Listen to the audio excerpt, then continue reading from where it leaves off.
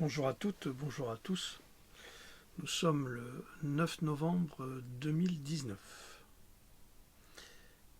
Alors cette capsule ne sera pas une capsule sur la spiritualité, comme on a l'habitude de le faire depuis un certain temps. Alors il est vrai que nous avons moins de vues, mais ce n'est pas important. Le plus important, c'est de diffuser ce message qui est essentiel. C'est pourquoi aujourd'hui, on avait réfléchi avec Madame Leloute, qui est là, d'ailleurs. Allô? Et comment c'est? Eh oui, bah tu traînes. Ah, parfait, oui, j'ai prévu. Pardon. Tu peux dire bonjour. Alors, bonjour tout le monde. Donc, d'après ce que j'ai compris, c'est une revue de presse. Voilà. Super. Il y avait longtemps. Il y a tellement de choses à dire. Donc, voilà, c'est bon, je suis installée. Tu m'as coupé mes effets. Voilà. Pardon. Alors, je disais que nous en avions discuté avec Louloute et même si notre travail sur Rudolf Steiner en ce moment est très très important parce qu'il permet d'ouvrir les consciences au véritable sens du terme. Même moi, en le relisant, d'ailleurs on en parle souvent et je redécouvre des choses. Il y a plein de messages qui me reviennent et qui sont très éclairants et qui m'apportent en tous les cas beaucoup de paix intérieure, malgré l'horreur qui se déroule actuellement en France et dans le monde. Souvenez-vous de la prophétie que nous avons lue sur Peter de Nov, qui était très intéressante parce qu'elle illustre absolument ce qui se passe actuellement du point de vue social dans notre monde. On l'a vu à Hong Kong, on le voit aujourd'hui au Chili. Alors, le Chili, c'est vraiment une terre de massacre. Ça l'a été pendant des années, il y a 30 ans. Ça s'était calmé, ça revient, ça devient comme une sorte de leitmotiv. C'est-à-dire que les États qui, sous prétexte de démocratie, s'exercent à imiter le national-socialisme d'Adolf Hitler, tout en disant qu'ils sont de gauche et qu'ils sont là pour protéger le peuple. Mais on se rend compte que c'est absolument faux. On est dans une culture mondialiste, hyper mondialisée, dans une culture qui fait de la négation de l'être humain, de la négation de sa pensée, de sa psyché, de la négation des principes moraux et philosophiques qui nous ont été inculqués. Liberté, égalité, liberté, fraternité, dans l'ordre ou dans le désordre, peu importe. Nous nous retrouvons dans une situation de crise économique à l'égal de l'après-crise de 29, avec des relents d'antisémitisme épouvantables. Pourquoi je dis épouvantable? Parce qu'on parle de culture sioniste, tout en accusant, en mettant tous les juifs dans le même sac, alors que je vous rappelle que le sionisme est un mouvement politique qui a été déclaré en 1894 au congrès de Berne, en Suisse, par Victor Herzl, et que c'est un mouvement politique, exactement comme le Front National. C'est pas mieux. Ah non, c'est pas mieux. C'est pas un mouvement religieux. Ça n'a rien à voir. Victor Herzl n'était pas un religieux. Il a refusé cela. Il a même déclaré que, à l'époque, il a déclaré que créer l'État d'Israël pour le peuple juif serait une erreur. Quand on a demandé dans les années 30 à Freud de venir s'installer en Israël, il a refusé. Il a écrit une lettre en disant que ça ne le concernait pas. Israël n'était pas son pays. Lui, c'était un Européen. Et il a dit des choses sur le mur des lamentations, entre autres, en disant que ce n'était pas un mur juif, mais un mur romain. Et qu'il ne comprenait pas que ce soit le mur des lamentations juives. Donc c'est un document qui a été scellé pendant des années. et que j'ai publié dans mon livre « La vérité vous affranchira », où je parle justement du sionisme et où j'explique ce que c'est. Donc, faire l'amalgame entre sionisme et tous les juifs, c'est une erreur fondamentale, parce que tous les juifs ne sont pas sionistes, tout comme tous les musulmans ne sont pas islamistes. Il ne faut pas généraliser, on ne peut pas. On a des extrémistes dans tous les cultes, quels qu'ils soient, hein, que ce soit même bouddhistes, hein, comme on l'a vu avec les Rohingyas. Mais il faut savoir aussi pourquoi les Rohingyas sont massacrés. Mais parce que, comme d'habitude, les wahhabites des pays arabes, donc de l'Arabie saoudite, ont poussé ces Rohingyas à s'armer avant toute révolte ou critique ou attaque, quelle qu'elle soit, quelle qu'elle fût, pour devenir des révolutionnaires musulmans islamistes.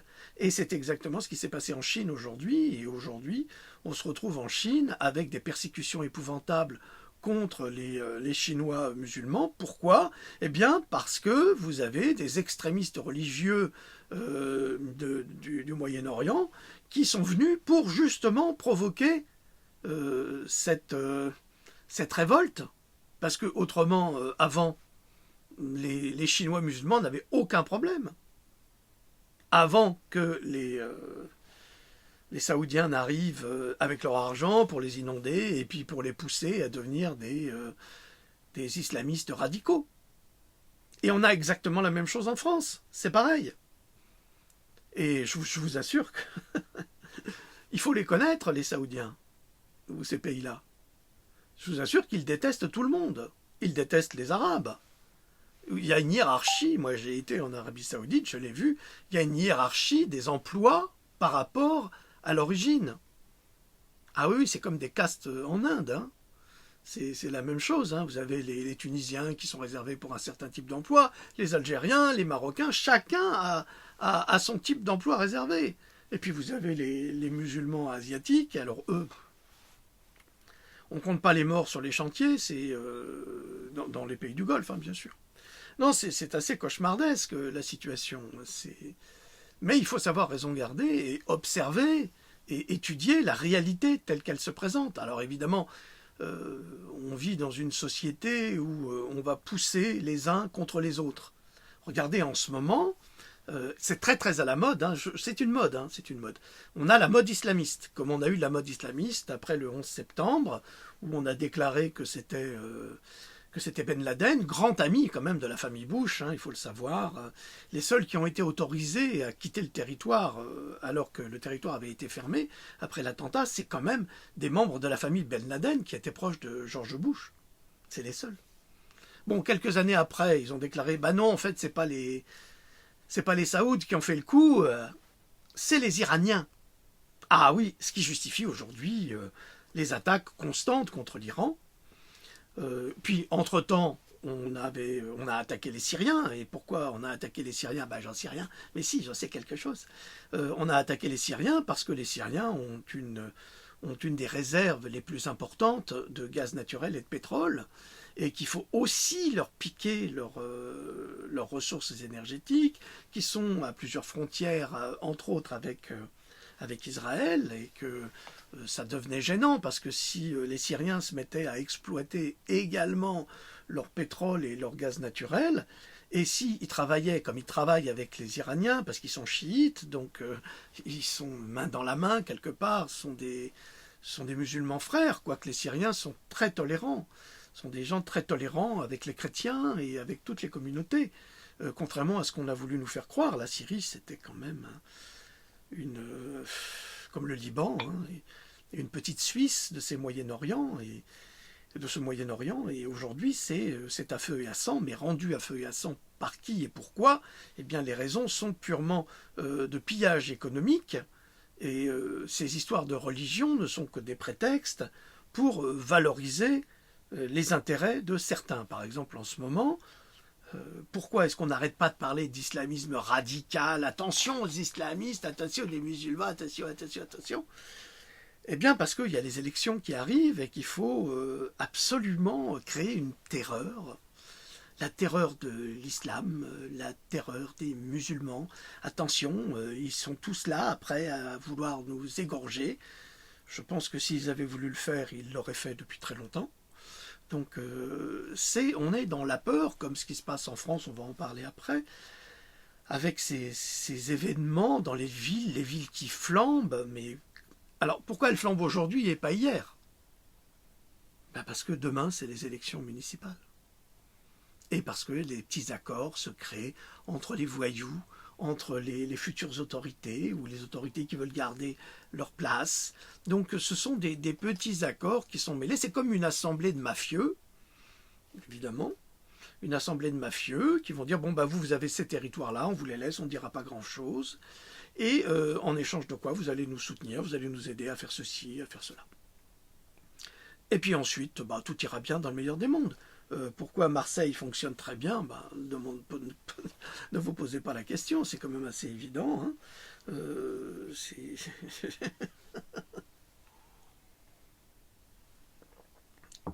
Donc là, on a fait un petit peu le tour de ce qui se passe dans les agitations sur l'islam. N'allez pas, s'il vous plaît, haïr votre voisin parce qu'il est musulman, parce qu'il est marocain, parce qu'il est algérien, parce qu'il est tunisien. Il n'est pas forcément responsable des manigances de ceux qui nous dirigent et qui se servent justement alors on va appeler des déséquilibrés, mais souvent ce sont... Alors c'est comme Ravaillac, hein, j'y reviens souvent. Vous savez que Ravaillac a assassiné Henri IV, mais la question c'est pas qui a porté le coup, c'est qui a mis dans la main de Ravaillac un poignard. C'est ça la question qu'il faut se poser. Eh bien, aujourd'hui, c'est exactement la même chose. C'est qui va pousser un déséquilibré, parce qu'il n'y a rien de plus évident que de faire agir un autre en disant « Ah non, c'est pas moi j'ai un alibi, c'est pas moi, je ne suis pas responsable de rien. » Mais si. Vous pouvez être certain, souvenez-vous, sous Sarkozy, il y a eu un attentat raté aux Galeries Lafayette, je crois que c'était ou au Printemps, c'est Galeries Lafayette ou Printemps, peu importe, un de ces grands magasins, où on avait déjoué, Sarkozy, la police de Sarkozy, avait déjoué un attentat terroriste. On avait retrouvé un sac avec des bâtons de dynamite. Formidable. Le seul problème, c'est qu'il n'y avait pas de détonateur. Mais on a quand même retrouvé le sac avec les bâtons de dynamite, surtout dans un des greniers, dans une des dépendances, j'en sais rien.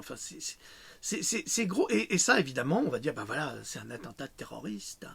Un attentat terroriste, sans doute une cellule musulmane de Daesh. Quoique Daesh, enfin, ça sort, on le dit depuis 5 ans. Hein. On dit depuis 5 ans que c'est une création de la CIA et du Mossad. Alors maintenant, la CIA dit « Ah non, c'est pas nous, c'est seulement le Mossad ». Mais je ne crois pas, parce que le Mossad n'agit pas sans la CIA, ni inversement, ils travaillent tous ensemble. C'est ça qu'il faut comprendre, c'est comme les chemtrails. Les chemtrails sont vaporisés, certes, mais ce n'est pas un État qui décide, c'est une congrégation, c'est 25 États. C'est tous les États de l'ONU.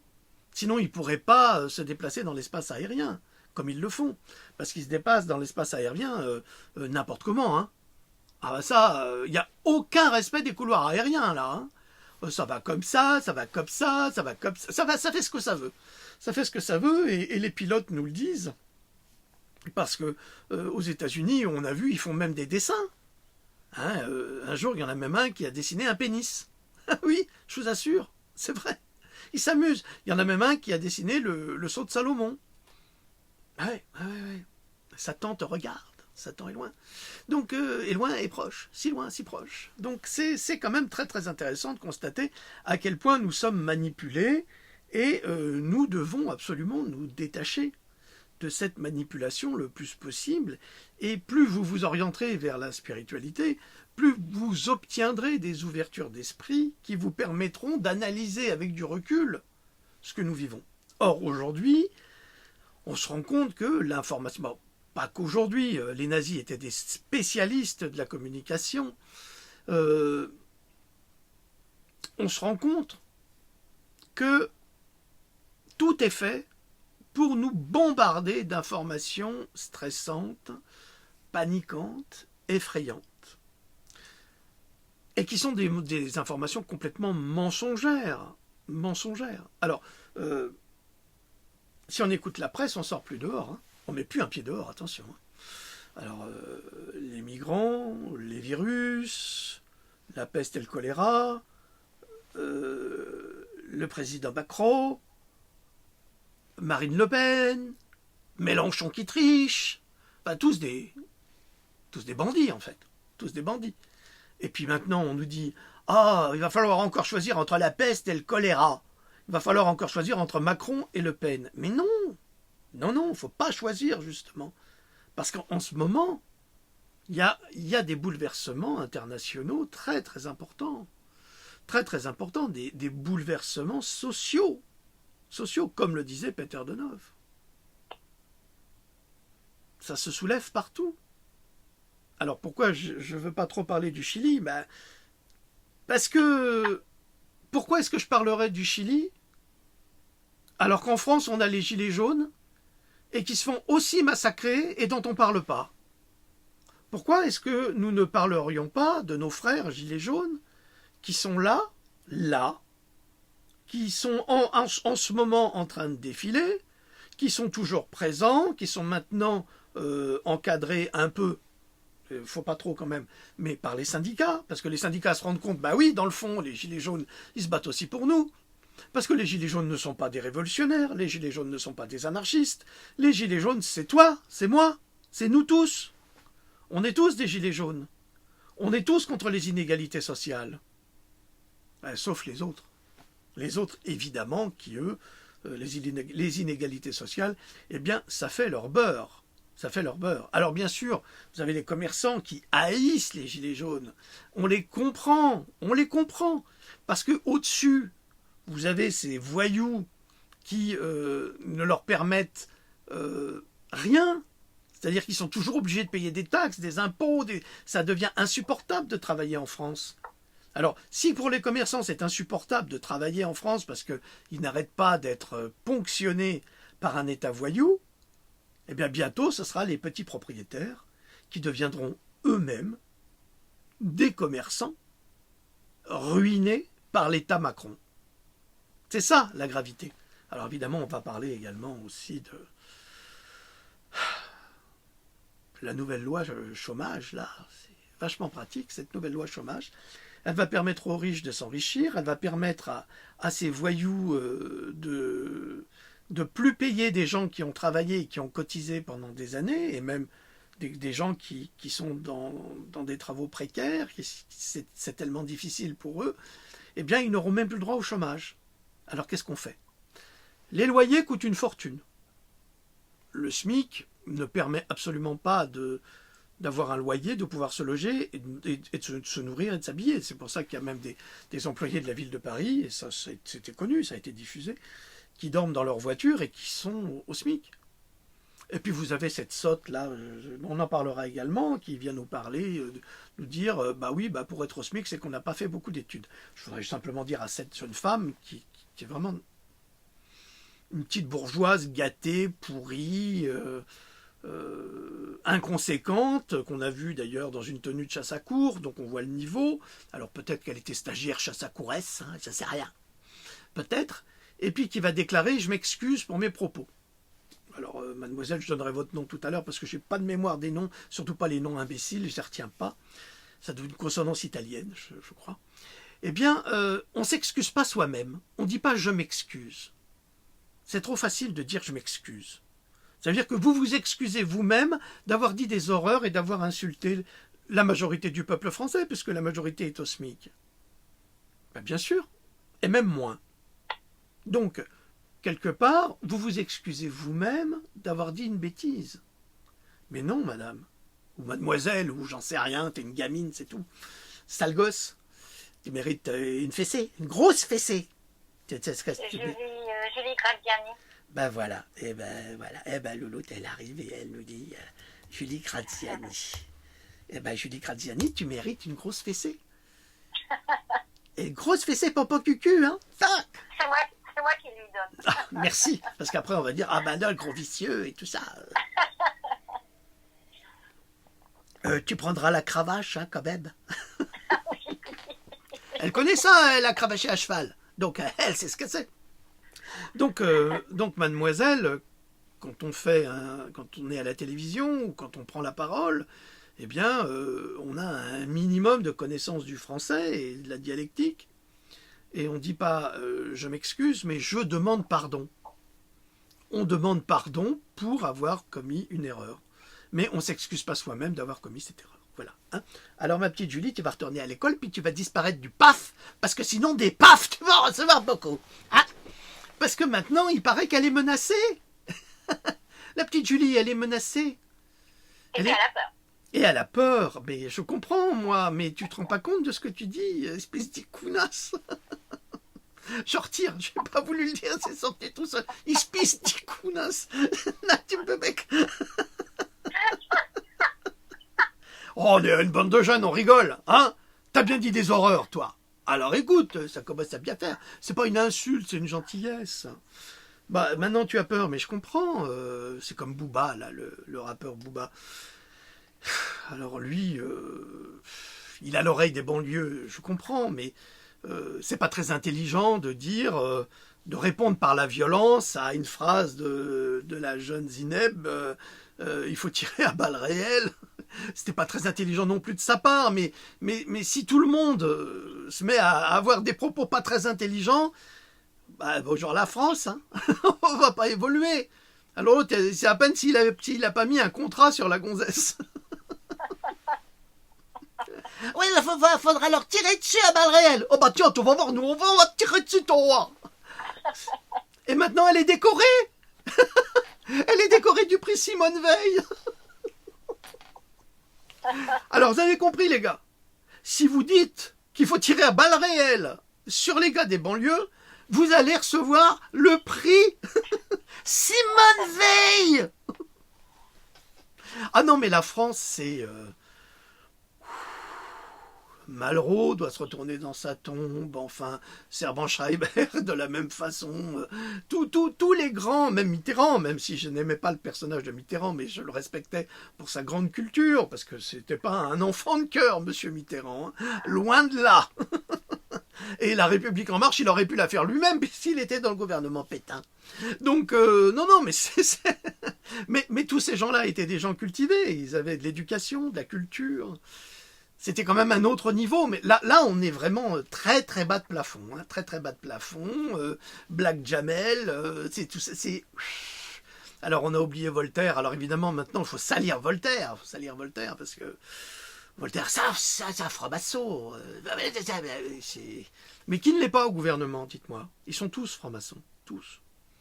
Il n'y en a pas un qui fait de la politique s'il n'est pas franc-maçon. Alors laissez nos grands écrivains, nos grands auteurs, nos grands esprits tranquille, occupez-vous plutôt des mauvais esprits qui sont au gouvernement. Alors au gouvernement, gouvernement Macron, tous épinglés, tous des fraudeurs fiscaux, tous, et ils viennent nous donner des leçons. Et puis Madame Macron qui dit ah non, alors là, deuxième mandat, j'en veux pas. Ben vous savez Madame, on vous le propose pas. Hein.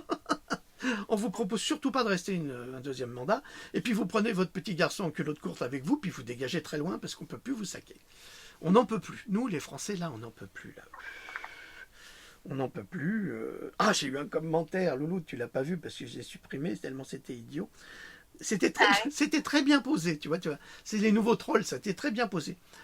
Mais c'était à propos des capsules sur Steiner. J'ai beaucoup ri quand même.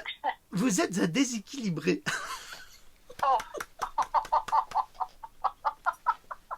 Alors, j'ai beaucoup ri parce que j'ai réfléchi, j'ai dit, qu'est-ce que c'est qu'un déséquilibré?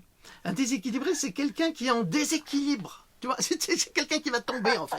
C'est quelqu'un qui est... Un ivrogne, par exemple, est déséquilibré. Alors maintenant, du point de vue sémantique, ils ont pris le mot déséquilibre pour qualifier des assassins d'origine... c'est des déséquilibrés. Ben non, c'est pas des déséquilibrés, c'est juste des fous, c'est juste des assassins. Parce que tous les assassins, dans ce cas-là, sont déséquilibrés. Mais j'ai pas le sentiment d'être déséquilibrer et de me casser la figure, au contraire. Et bien, pour la peine, je continuerai sur Steiner. Voilà, c'est tout ce que tu as gagné. Voilà. Alors, Louloute, est-ce que tu as quelque chose à ajouter là-dessus? Parce qu'on va continuer. Non, je confirme que tu perds jamais l'équilibre. Non, mais c'est pas grave, c'est encore une déséquilibrée qui m'a écrit ça. Ouais. C'est des gens qui sont jaloux, privés de parole, alors il faut absolument qu'ils disent une cochonnerie. Mais oui, ça sent des frustrés, que veux-tu. Ah ça, oui, mais je suis pas là pour les satisfaire, hein, ça je vous le dis tout de suite. Alors j'ai, juste avant la capsule, mais ça Louloute elle n'est pas encore au courant, j'ai eu un témoignage d'une femme, assez bouleversant, je dois vous avouer,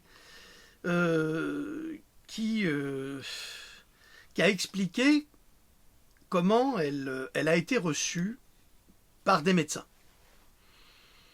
Alors, c'est une jeune femme qui était relativement en bonne santé, enfin jeune femme à la cinquantaine, d'après son témoignage, et qui explique qu'il y a 2 ans, elle a dû choisir un médecin. Vous savez que maintenant, on vous dit vous devez prendre votre médecin attitré, que vous l'aimiez ou pas, qu'il vous aime ou pas, on s'en fout, c'est pas grave. Hein, donc, bon, on va en parler un peu, on va parler un peu des médecins quand même, parce que ça c'est quand même très important. Vous savez que c'est ma partie, hein, donc, mais j'essaye quand même de faire cette revue de presse intéressante. Et elle se retrouve devant cette jeune médecin qui lui demande si ses vaccins sont à jour. Alors cette femme de 50 ans ne s'est pas fait vacciner depuis qu'elle est en fin d'adolescence, on va dire. Depuis 30 ans. 30 ou 40 ans. Elle dit non. Et elle ajoute, et j'ai pas l'intention de me faire vacciner.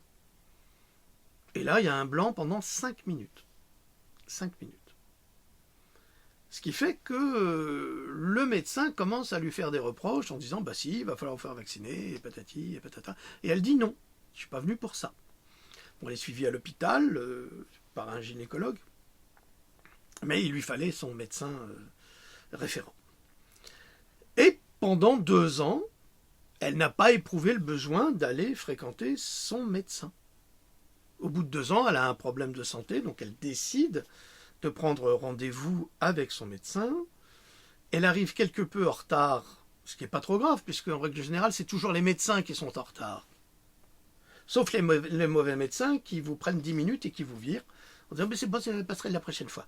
Je suis désolé, mais c'est ça le problème des médecins aujourd'hui, c'est d'être trop habitués à être derrière leur bureau, à attendre leurs patients, à les traiter pendant 10 minutes, enfin surtout à faire des ordonnances hein, essentiellement, ou à les vacciner, et ensuite à les virer pour prendre les autres. Ce qui est dommage. Ce qui est dommage parce qu'un médecin, ça a le devoir de s'occuper de son patient, mais en règle générale, pas de l'expédier. Et donc cette jeune femme arrive une demi-heure en retard, et la médecin la fout à la porte.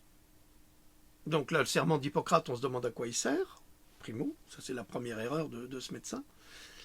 Et ensuite, comme elle n'est pas venue depuis 2 ans, donc c'est pas une cliente, alors qu'en fait, on n'est pas des clients, on est des patients, mais on est devenus des clients, à cause de Big Pharma, elle est virée.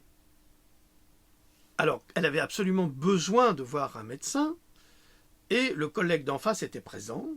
Alors, évidemment, c'est 2 jeunes médecins. 2 jeunes médecins, hein, je dis bien. Comme on nous traite de jeunes cons, là, on peut dire pareil, je crois. Et il daigne l'accepter. C'est un acte d'une profonde générosité de sa part. Et il lui dit, mais vous n'êtes pas venu depuis 2 ans. Elle lui répond, mais docteur, je ne suis pas venu depuis 2 ans, mais j'en éprouvais pas le besoin. Je ne vais pas venir chez le médecin juste pour venir lui dire bonjour et puis payer ma cotisation. Enfin, ma cotisation. C'est pas une cotisation, mais c'est presque ça, hein, dans le fond. Mais ma contravention. Ah oui, on va dire on va chez le médecin, on va payer une contravention. Oui, voilà, c'est ça. En fait, ça devrait être ça. On ne devrait pas aller chez les médecins, on devrait être en pleine santé. Et alors là, le médecin lui dit, mais c'est normal que vous êtes fatigué, c'est normal que vous ayez des problèmes. Vous n'avez pas été vacciné. Allô? T'as pas de shampoing, docteur, ou quoi? Il y a un problème. T'as pas un problème au cerveau, toi? Non. Non, non. Et le médecin lui reproche, en fait, d'être malade parce qu'elle n'a pas été vaccinée. Or, depuis quelques années, depuis près de 9 livres, j'arrive à prouver que les vaccins rendent bien plus malades qu'ils ne guérissent ou qu'ils n'améliorent la santé.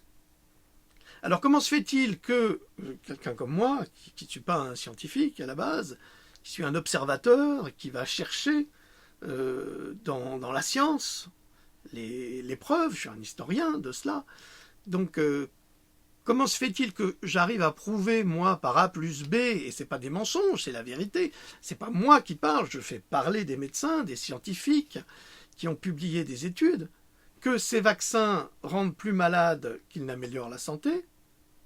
Ben oui, ils ne sont pas là pour améliorer la santé, hein. Ils sont là pour protéger. Alors, vous voyez, c'est la première erreur de ce médecin, il ne sait pas ce que c'est qu'un vaccin. Le vaccin n'est pas là pour améliorer la santé, hein. Le vaccin est censé être là, c'est bien ce qui est dit, pour protéger d'une éventuelle contamination virale. Mais comment est-ce qu'on explique, et ça je l'ai déjà écrit, que la Chine par exemple, en Chine ils sont à 1,3 milliard quand même, hein, c'est un gros marché. À 99%, les Chinois sont vaccinés contre la rougeole. 99%, ça veut dire 1 milliard, je sais pas moi, 100 millions peut-être, ouais, 1 milliard 100 millions, ou 200 millions, ils sont 300 millions en plus, mais bref.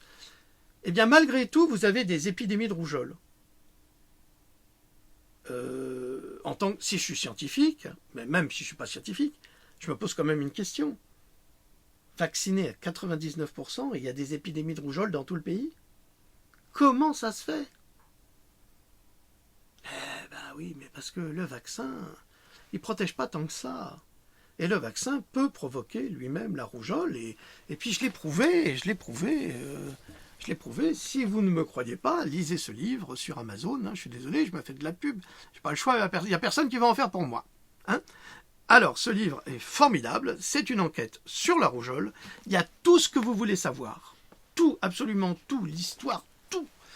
Et toutes les preuves que les laboratoires ont frauduleusement mis un vaccin contre la rougeole qui n'est pas... Rougeole, oreillon, rubéole, hein, par exemple. C'est comme ça, hein, c'est le ROR. Eh bien, ce vaccin ne respecte pas les cadres. Et justement, le laboratoire Merck est toujours en procès pour avoir trafiqué les études concernant la rubéole, rougeole oreillon, les oreillons, excusez-moi, je vous demande pardon, les oreillons. La souche des oreillons, eh bien, normalement devrait contenir le virus des oreillons, ce qui est normal. Eh bien, dans le ROR, non, il n'y en a pas. C'est bizarre, non? Ça veut dire que il y a quelque chose qui concerne les oreillons dans le vaccin qui n'est pas les oreillons. Alors c'est quoi? Eh bien, personne ne sait. Ben, vous verrez. J'ai été un petit peu en retrait là, de mon site pendant 2 jours là, sur cogito.com parce que je suis en train de terminer un petit livre. Cette fois-ci, ce sera un petit livre. Ce sera un petit livre qui vous sera proposé sur le système immunitaire et les vaccins. Ça va être passionnant. Passionnant. Ça ne sera pas très long, mais vous comprendrez absolument tout et ça sera, comme d'habitude, hyper documenté. Vous pourrez voir également dans le 2e numéro de Top Secret de notre ami Rock Soccer un article très intéressant également, la suite du précédent qui sortira bientôt. Donc, cette jeune femme est reçue par un homme irrespectueux qui ne connaît rien à la science vaccinale, qui lui dit qu'elle serait en bien meilleure santé si elle était vaccinée, et qui ne va pas véritablement l'aider, qui va lui faire une ordonnance vite fait, allez, vite fait, dégage. Et la jeune femme me dit, mais c'est pas possible, ils doivent être payés par les laboratoires. Alors, cette jeune femme s'appelle Natacha. Natacha, je vous informe quand même que les médecins touchent officiellement à peu près 7 € par vaccin administré.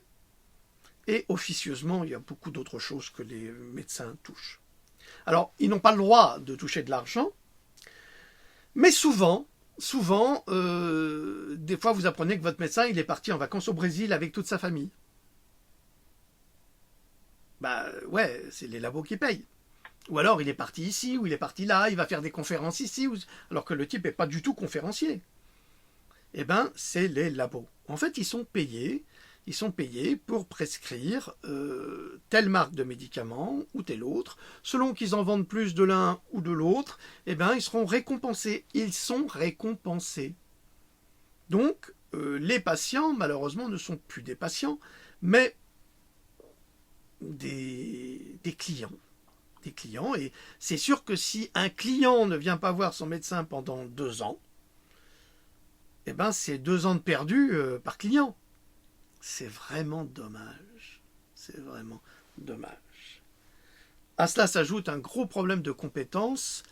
Les médecins d'hier, qui réfléchissaient, qui travaillaient avec l'expérience de leur vie, de leurs parents, des soins des grands-mères, et oui, les remèdes de bonne femme qui viennent de l'expression good fame, la bonne réputation.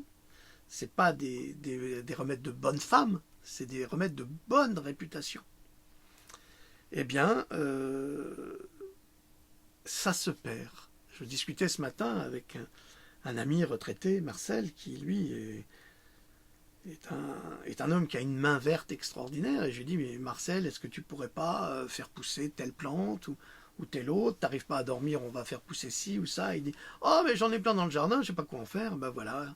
Eh ben, je pense que je vais travailler avec cet ami-là pour faire pousser des plantes médicinales. Alors évidemment, vous avez tout dans les livres, mais tout est bloqué. Tout est bloqué autrement, c'est-à-dire on ne va surtout pas vous en parler. On ne va pas vous parler, par exemple, des miracles de l'hibiscus pour le sommeil, des miracles de la grande consoude pour la cicatrisation des plaies et autres. Vous avez des miracles de la camomille pour les gens qui souffrent de problèmes de thyroïde. Alors, tout n'est pas perdu pour les personnes qui souffrent de thyroïde. J'ai fait des capsules sur le sujet qui sont très intéressantes et qui sont évidemment pas de mon fait, ne croyez pas cela. Je ne vais pas inventer la médecine. Je vais chercher les articles de médecins qui sont officiels, qui sont déclarés, qui exercent. Et je vous les traduis pour vous les offrir et vous permettre d'avoir un autre point de vue. Voilà, ça c'est mon travail. Alors ça tombe bien parce qu'il y a sur Facebook un témoignage d'une infirmière qui se prend en photo. Elle est épuisée, c'est une dame qui s'appelle Pascale de Coyer qui l'a déposée. Alors est-ce que c'est elle? Je ne sais pas. Elle déclare: je suis une infirmière de nuit, fatiguée d'une fatigue que le sommeil ne répare pas. Je ne soigne plus. J'exécute des actes le plus rapidement possible sans avoir le temps de m'occuper de l'humain. Mes nuits de 11 heures deviennent 12 heures pour arriver à boucler le minimum. Et donc, cette nuit-ci sera une nuit de 13 heures. L'aide est insuffisante par manque de personnel et, arriver seul à gérer un minimum avec 30 à 34 patients, ne stimule en aucun cas les dirigeants à trouver des solutions. Notre conscience professionnelle nous interdit de dire stop. Je décline donc toute responsabilité en cas de problème rencontré auprès d'un des nombreux patients par manque de moyens mis à ma disposition pour faire les soins de base de qualité. J'ai aimé mon métier. J'espère retrouver cet amour au plus vite. Et oui. Et c'est confirmé parce que j'avais une amie qui était aide-soignante. Eh bien, figurez-vous que depuis des années, en tant qu'aide-soignante, dans l'hôpital dans lequel elle travaille, elle fait un travail d'infirmière et elle assiste les chirurgiens au bloc. Ça devient une catastrophe.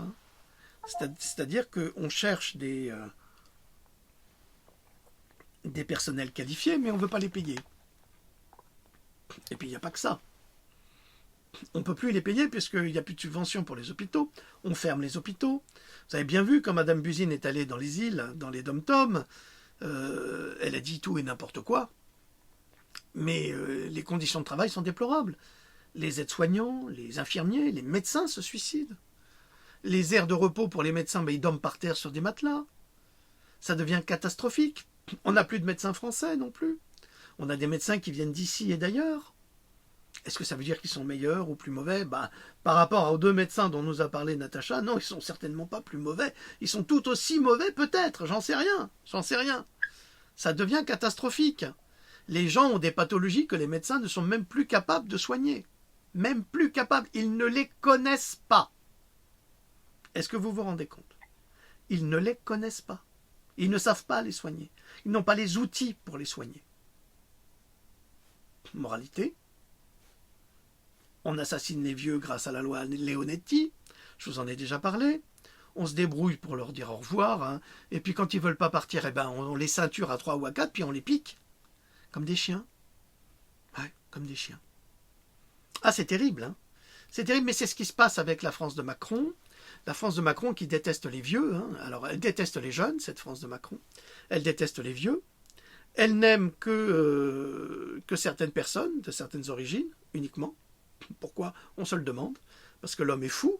L'homme est passionné par cette couleur qui doit être chez lui très excitante, je pense. En Indre-et-Loire, ça c'est de notre ami Céleste, risque nucléaire, c'est parti pour la distribution d'iode en Touraine. Eh bien, messieurs, dames, vous avez voulu de l'électricité dans vos voitures. Eh bien maintenant, il va falloir assumer le vieillissement de nos centrales nucléaires qui risquent justement de créer des petites Tchernobyl par réaction en chaîne. Et oui, et j'avais une amie il y a très très longtemps qui travaillait à à la centrale nucléaire de Fessenheim et qui nous racontait des trucs, mais c'était il y a 30 ans, hein, qu'il y avait des fuites et que pratiquement toutes les familles de la ville, du village de Fessenheim avaient au moins un cancer. Enfin, c'est juste pour vous dire qu'il y a un grand secret, il y a une chape de plomb qui se trouve sur le nucléaire français, et je vous rappelle quand même, hein, ce sera dans mon prochain livre aussi, que M. Macron a vendu Alstom, qui était quand même le spécialiste du nucléaire en France, et surtout pour la fabrication des sous-marins nucléaires, ou des centrales nucléaires, et des pièces détachées. Puisque le brave Macron a vendu Alstom aux Américains, eh bien nous n'avons plus les pièces. Mais ça va se calmer là-dessous, là. Nous n'avons plus les pièces détachées. Alors qui va les fabriquer? On a vendu notre technologie, pas nous, mais Macron a vendu notre technologie à des capitaux étrangers. Non mais cet homme-là, c'est la catastrophe. Hein. Je ne sais pas comment il va finir, mais il va finir très très mal. C'est pas possible. On ne peut pas continuer à accepter un homme qui déteste autant les Français, un homme qui déteste autant l'économie française et qui ruine les pauvres encore plus, qui enrichit les riches, qui détruit vraiment la structure même de ce qui a été inventé, qu'on appelait l'indemnisation chômage.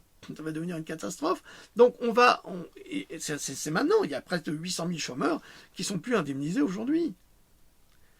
Il va supprimer évidemment l'observatoire de la pauvreté.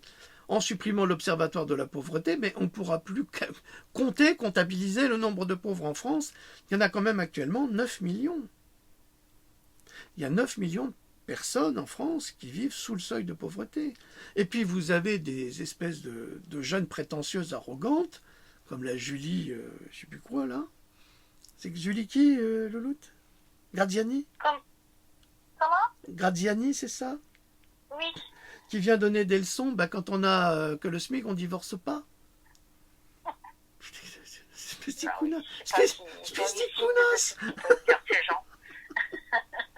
Je retire. Je m'excuse, comme elle dit. Je m'excuse, Julie. Je te demande pas pardon, je m'excuse. Tu mets Julie jusqu'au bout. Alors, le 5 décembre, les Gilets jaunes votent la jonction générale avec le mouvement ouvrier. Eh ben oui, c'est normal. Mais on nous parle du Chili. On nous parle du Chili, on nous dit, oui, regardez, ils tirent à vue sur les gens, ils les torturent, ici et ça. Mais vous croyez qu'ils font quoi, les flics français aux Gilets jaunes? Ils font exactement la même chose. Ils ont des LBD 40, donc ils explosent la tête des gens.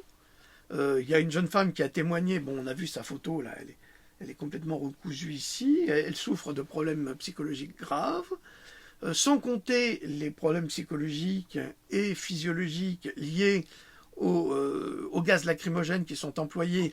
Mais comme Macron déteste autant les manifestants qui détestent ces flics, les policiers aussi, ils les respirent.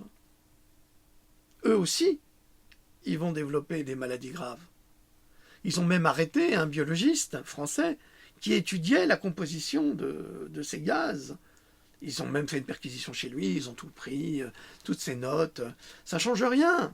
On est dans un état, c'est 1984, c'est vrai que c'est Orwell, la ferme des animaux, c'est pareil du point de vue psychologique, mais on est dans une situation catastrophique et on laisse faire. Et vous avez les médias. Alors là, les médias, dans l'immédiat, ne font que vous mentir, ne font que donner la parole à des faux défenseurs de la pauvreté ou de la misère, dans 90% des cas. Les journalistes sont tous corrompus. Vous ne pouvez pas, en tout état de cause, vous ne pouvez pas, en tant que journaliste du gouvernement, parce que c'est ça le cas, c'est vraiment la Stasi, c'est vraiment la presse du Parti communiste en Russie à l'époque de Staline, c'est allez les gars, vous donnez ces informations, tout ce qui est BFM TV, tout ça, iTélé, Pascal,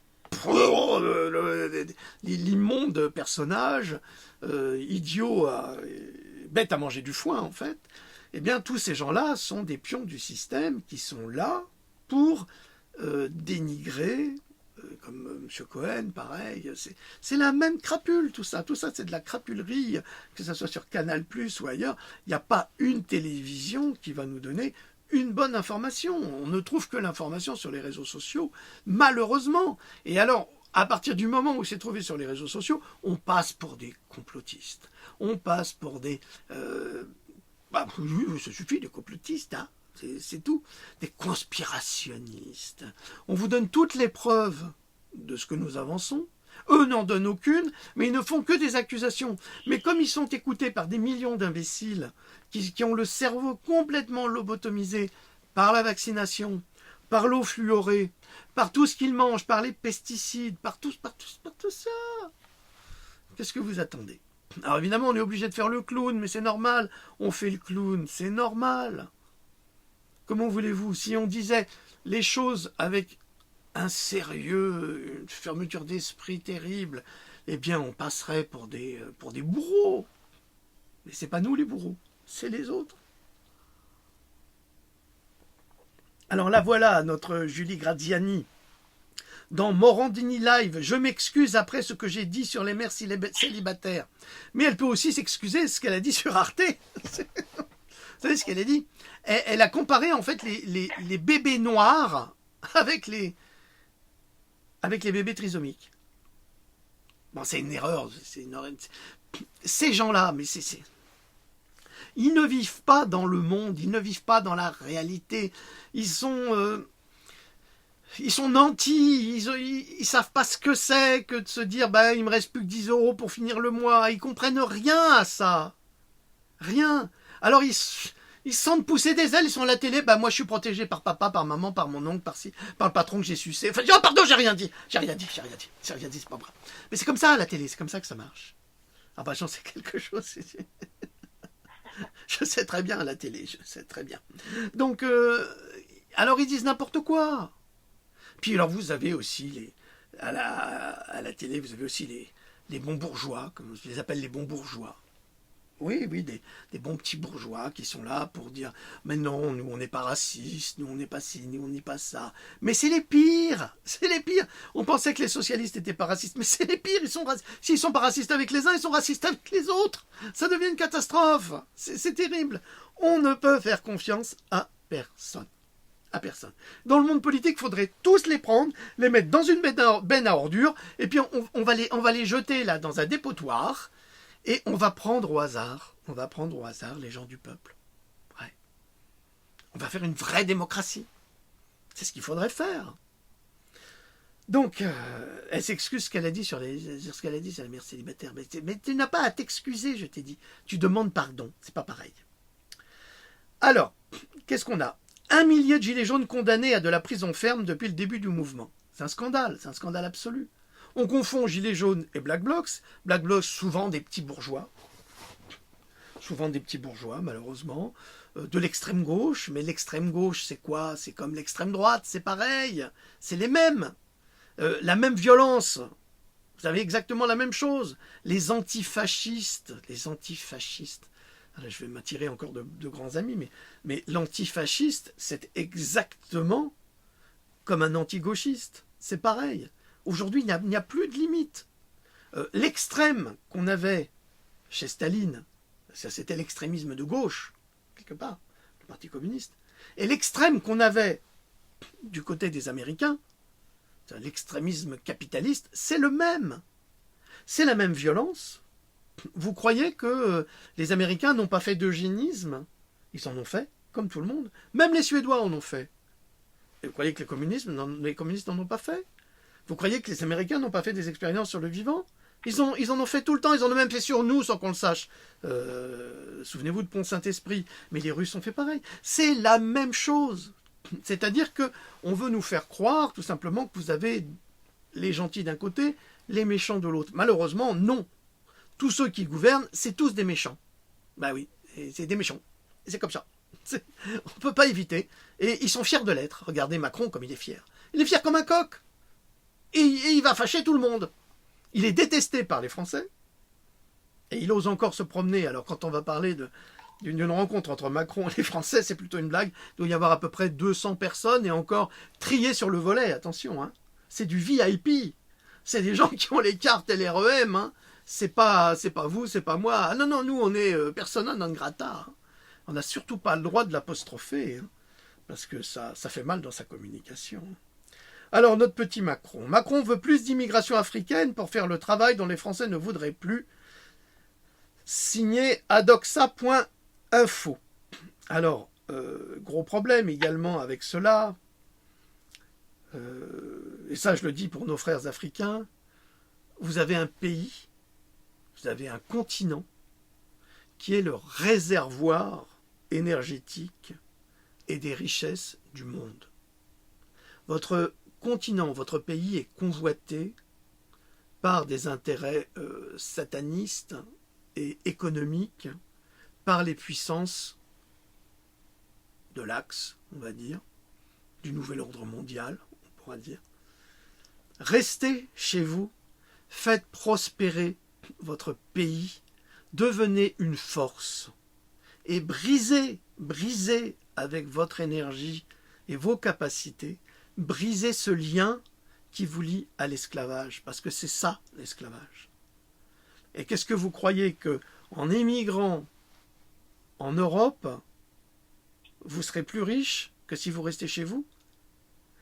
Tous ces Africains qui viennent en Europe sont des Africains qu'on aura en moins à surveiller chez eux. C'est ça le truc. Et en même temps, ça va semer le chaos dans une Europe en pleine crise économique. Mais évidemment, on n'a pas le droit de le dire. Et on n'a même pas le droit de le penser. Par exemple, en Suède, on n'a plus le droit de faire la moindre réflexion. Ça vient en France également. Le pays des libertés, on est contre, mais on est contre par principe les droits de l'homme, en nous empêchant de nous exprimer. On est contre toutes les conventions qui ont été établies pour l'Europe. Donc on est là dans une farce inouïe. Alors quelque chose qui devient à la mode également, ce sont les seniors, et ils ont raison, et je les encourage, qui achètent tout un village abandonné, et il y en a de plus en plus en France, pour passer leur retraite tranquillement. Eh bien, je vais vous dire, messieurs et mesdames les seniors, vous avez raison. Mieux vaut vivre loin de la société qui vous considèrent comme des parasites, parce que c'est honteux ce qui se passe en ce moment. Nos anciens sont considérés comme des parasites, nos mamans qui nous ont élevés, nos papas qui ont travaillé, qui ont nourri ce pays, quelque part par leur force de travail, sont considérés aujourd'hui comme des parasites. Mais c'est un scandale. Et on le doit à des gens comme Macron et à son équipe, de bras cassés d'ailleurs. Alors là, j'ai lu une phrase du philosophe Pascal Bruckner, que j'aime bien d'habitude, mais qui m'a vraiment déçu, quand il déclare « Il faut fixer l'âge de la retraite à 70 ans ». Il n'y a que des intellectuels pour parler comme ça. Fixer l'âge de la retraite pour un maçon, pour un ouvrier du bâtiment à 70 ans, c'est criminel quelque part. On ne peut pas faire ça. Ces gens-là, ils sont déjà brisés par 40 ans, plus de 40 ans de travail. Donc les intellectuels, ça commence à bien faire aussi. Alors, l'Observatoire international des prisons menacé de fermeture en France, c'est normal, on supprime l'Observatoire de la pauvreté, on va supprimer l'Observatoire des prisons. Comme ça, on n'aura plus à vérifier s'il y a 10 détenus dans une cellule qui n'en contient que 3 ou 4. On s'en fout, hein, tant pis. Hein. S'il y a des viols, s'il y a des meurtres, on s'en fout, c'est pas grave. C'est pas grave. En fait, on va vers la privatisation des prisons, exactement comme aux États-Unis, où les prisons sont extrêmement rentables. Ben oui. Alors là, faut faire gaffe, hein, quand vous êtes américain, que vous vous baladez dans un village, dans une ville, et que vous n'avez pas assez en poche, on vous fout en prison aux travaux forcés. Voilà. Non, c'est bien, c'est l'État totalitaire, hein, c'est le nouvel ordre mondial. Lagauchematué.fr qui publie « Je suis un voleur, le sénateur LREM, condamné vendredi pour avoir détourné 85 000 €. Aucun média n'en parle. » Oui, c'est normal. On ne va pas parler de ces gens-là. C'est normal. C'est sénateur en plus. Sénateur. Manif des dockers, les gilets jaunes se joignent au mouvement. Oui, c'est normal. Hein, c'est le même combat. Alors, une chose aussi qui circule sur Internet depuis un certain temps, des habitants de Levallois-Perret ont lancé une cagnotte pour aider leur ancien maire à sortir de prison. Alors, c'est légal. Mais pourtant, la cagnotte de Christophe Détinger, qui avait défendu une femme à terre contre un CRS qui allait la massacrer, la cagnotte qui a atteint 120 000 € a été classée comme illégale, a été confisquée par le gouvernement Macron. Mais il est tout à fait autorisé de faire une cagnotte pour un fraudeur fiscal, mais patenté, protégé par Sarkozy parce que grand ami de Sarkozy, et qui aujourd'hui se retrouve en prison et il s'en plaint. Mais si vous trichez, vous allez en prison, tout le monde s'en fout. Bon, alors maintenant, on va faire des cagnottes pour tout le monde et n'importe qui. Hein, et puis on va sortir n'importe qui de prison. Hein, Benalla, qu'est-ce qu'il fout dehors? On va faire une cagnotte pour le faire mettre en prison, peut-être? On devrait. Je trouve que ça serait une bonne idée. Avec son patron, bien sûr. Alors, 0 métro, 0 RER à Paris. Valérie Pécresse inquiète pour la grève du 5 décembre. La pauvre. Poubelle aussi, ça. Alors, Brigitte Macron, exténuée, elle ne désire pas refaire un second mandat. Le tribunal du net.fr. Eh bien, tant mieux. Tant mieux. Tant mieux. Michelin de La Roche-sur-Yon, plus de 600 emplois, près de 600 emplois supprimés, malgré, écoutez bien, Michelin a touché 65 millions € du CICE pour justement faire de la création d'emplois. Et là, ils vont licencier 600 emplois. Carrefour a fait la même chose, enfin bref. Qu'est-ce qu'attendent nos politiques pour demander à être remboursés? Parce qu'on devrait être remboursé de ça. Ces gens touchent des millions d'euros pour éviter de créer du chômage. On fait venir 50 millions de migrants pour trouver un emploi. Mais comment voulez-vous trouver un emploi alors que ces gens-là licencient? À moins que ça soit... Alors ils vont licencier leurs ouvriers spécialisés, et puis peut-être ils vont prendre les migrants, puis ils vont les payer 1 € de l'heure. Alors là, effectivement, c'est très rentable. Et là, le CICE sera justifié, bien sûr. La question, c'est, est-ce qu'on n'en a pas marre d'être pris pour des cons? C'est vraiment une bonne question qu'il faut se poser. Alors, alerte sur les fongicides, SDHI, une étude de l'INSERM démontre leur toxicité. Je suis content que l'INSERM s'y mette, parce que moi, ça fait plusieurs années que je le publie, d'après des études américaines.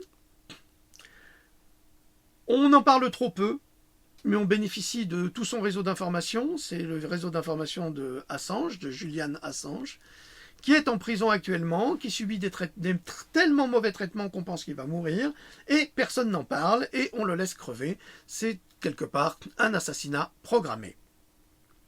Alors, qu'est-ce qu'il dit encore notre petit Macron ? En dépit d'un fort chômage, le MEDEF veut recruter plus facilement les étrangers. C'est frsputniknews.com. Alors, Hautes-Alpes. Une agricultrice met fin à ses jours à Risoul. Nous sommes navrés pour la famille, nous présentons nos plus sincères condoléances.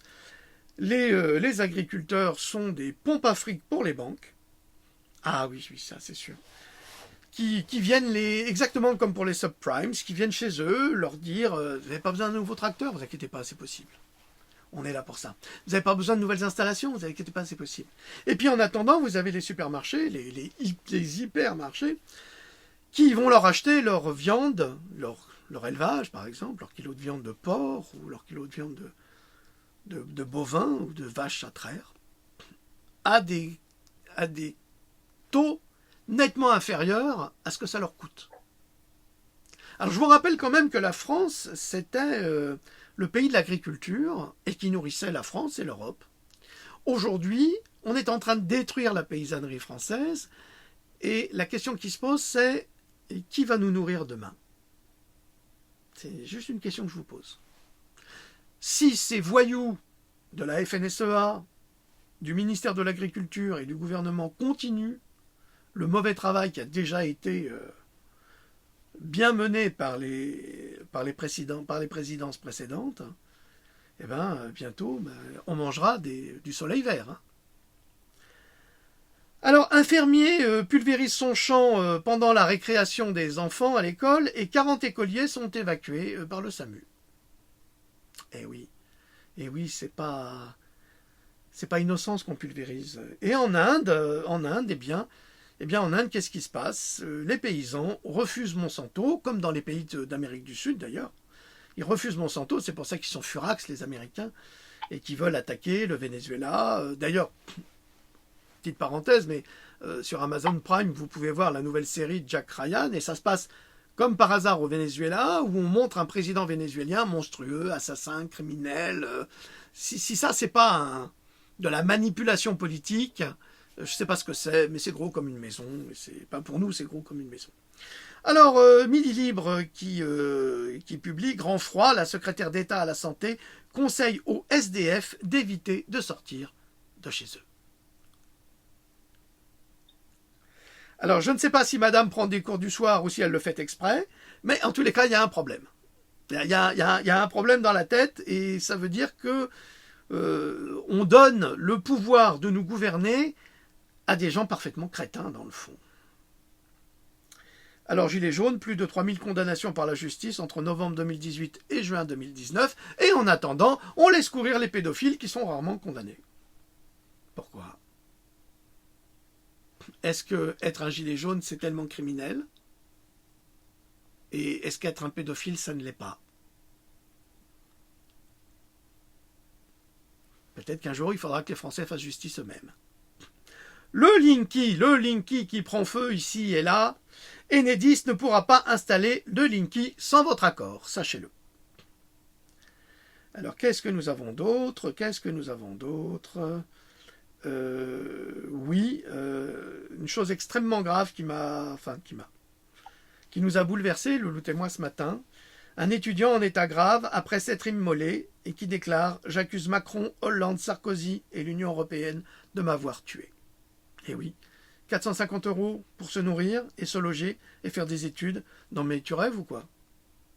C'est quoi ce gouvernement ? Alors, vous savez la Libye, c'est un pays avec un tyran odieux, hein ? Mais les études étaient gratuites. Ils pouvaient faire des études universitaires gratuites, et si les étudiants allaient étudier à l'étranger, ils avaient une bourse. Et ils vivaient très bien à l'étranger avec la bourse du gouvernement. L'Iran, c'est un pays C'est un pays de monstres, hein, c'est bien ce qu'on essaye de nous dire. Mais les études sont gratuites. Vous pouvez faire vos études de médecine en Iran, c'est gratuit. Est-ce que ça fait des médecins iraniens les plus mauvais? Au contraire. Devrais-je vous rappeler que ce sont eux, c'est en Iran qu'on a inventé la médecine moderne, au XVe siècle. Ah oui. Alors qu'en France, au Moyen-Âge, en Angleterre ou partout ailleurs, on n'avait que des farfelus, comme médecins, en part Ambroise Paré, bien sûr, mais il a risqué sa vie, ou même Léonard de Vinci, qui était malgré tout un grand anatomiste, et qui a risqué sa vie pour faire ses dessins d'anatomie, parce que c'était interdit. Même si, en Iran, à la même époque, on n'avait pas le droit d'ouvrir les corps, eh bien, nous avions quand même les premières grandes écoles de médecine et de pharmacologie. Alors, tous ces pays qui sont soi-disant des pays dangereux, odieux, abjects, eh bien, eux, leurs études, elles sont gratuites pour leurs étudiants. Nous, en France, aux États-Unis, en Angleterre et ailleurs, on paye une fortune des études qui font des chômeurs, évidemment, parce que c'est pas sérieux. Alors moi, je vous conseille d'envoyer vos enfants faire leurs études en Iran. Bon, en Libye, c'est même plus la peine, c'est terminé. Mais là, ils seront bien formés, hein. Comme les meilleures écoles de cinéma sont soit en Pologne, à Gdansk, soit à Cuba. Ou alors qu'ils aillent faire leurs études à Cuba. On a les meilleurs médecins du monde sont soit colombiens, soit cubains. Renseignez-vous. Au lieu d'envoyer vos enfants à Cluj, en Roumanie, où on va faire des médecins français seconde catégorie. Ah non, mais c'est terrible, mais c'est une catastrophe, mais c'est comme ça. Qu'est-ce que je peux vous dire d'autre? Oh là là là là, surtension du compteur Linky, un couple de Haute-Garonne perd tout son équipement domestique. Alors pourquoi je vous dis cela? Parce que depuis qu'on a installé le Linky, les polices d'assurance ne prennent plus en compte les accidents domestiques électriques. Eh oui, parce que ça fait que de la surtension. Parce qu'on n'est pas équipé. Alors, il y a quelques années, avant le Linky, ils ont forcé les gens à se mettre aux normes au niveau électrique. Mais en fait, maintenant qu'on installe le Linky, on n'est toujours pas aux normes. Pourquoi? Parce que le Linky demande tellement de puissance qu'il faudrait du câblage blindé. Eh oui. Mais le câblage blindé, ça coûte autrement plus cher que du simple câblage. Et alors là, c'est sûr qu'après, il y a du rayonnement partout. Alors, oui, bon, bah écoutez, je pense que ça va pour aujourd'hui. Loulou, autre chose? On a oublié quelque chose? Écoute, peut-être, certainement qu'on a oublié quelque chose, il y en a tellement. Mais écoute, ce sera pour la prochaine. D'accord. Et puis, elle était très bien, cette revue de presse. On verra. Vite avec un bon dynamisme. Ah, ça, il faut être dynamique, ça. On n'a pas le choix. Alors, n'oubliez pas que vous pouvez visiter notre site kojito.com, je vous le répète, c'est kojito.com. On a notre ami Pascal qui publie beaucoup de choses dans la revue Nature et autres qui sont très intéressantes. Moi, je m'occupe, vous le savez, que de la santé en règle générale, un peu du social, mais la santé prend tout mon temps, évidemment. Je vous apporte toutes les preuves de la dangerosité des vaccins, pas comme l'imbécile qu'a rencontré notre amie Natacha, dans le témoignage de tout à l'heure, qui est un ignorant, comme sa collègue d'ailleurs, qui sont des gens qui ne pensent qu'au fric, et qui ne pensent pas à la médecine, qui ont oublié le principe même de la médecine, qui est de protéger et de soigner, quelle que soit la condition de l'individu, qu'il soit riche ou pauvre, les soins sont les mêmes, devraient être les mêmes. Mais non, aujourd'hui c'est comme cela. D'ailleurs, j'ai eu une réflexion dernièrement où je me disais, mais c'est quand même extraordinaire, pour la moindre opération qu'on va vous faire, vous devez signer une décharge. Parce que c'est comme ça, si le médecin, si le chirurgien fait une bêtise, c'est pas de sa faute. En revanche, aucun médecin ne signera la moindre décharge s'il vous vaccine. Pourquoi? Pourquoi? Il est responsable.